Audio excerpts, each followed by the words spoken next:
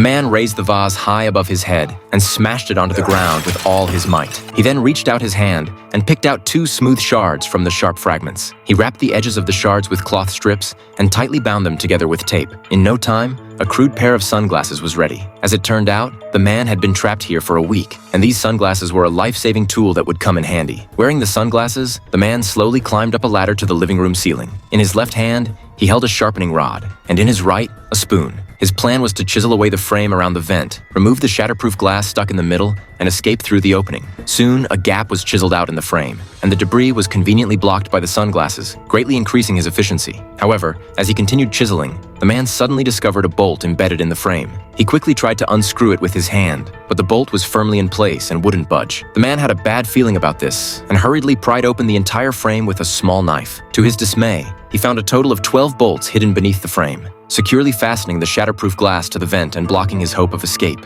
In a panic, the man frantically searched the mansion, trying to find a wrench to unscrew the bolts. It seemed that the owner of the mansion had planned this in advance, as the drawers were filled with useless kitchen utensils. To make matters worse, the damaged central air conditioning suddenly switched to cooling mode, and the indoor temperature began to plummet. By the time the man realized something was wrong, the temperature had already dropped from 104 degrees Fahrenheit to 43 degrees Fahrenheit. He could only wrap himself tightly in a blanket and stare out the window in despair. That night, the man huddled in the living room, eating cold food and staring blankly at the cactus on the wall. Suddenly, the TV surveillance system turned on automatically, revealing a janitor resting outside the front door. The man was overjoyed and immediately rushed to the door, grabbing an iron pot and frantically banging on the door to get the janitor's attention. However, the front door had excellent soundproofing, and with the noise from the vacuum cleaner, the janitor couldn't hear a thing. So, the man hurriedly wrote a plea for help on paper, hoping to slip it through the gap under the door. But the door fit so tightly against the floor that even a thin sheet of paper couldn't pass through. In despair, the man threw the paper aside and once again grabbed the iron bar, desperately pounding on the door.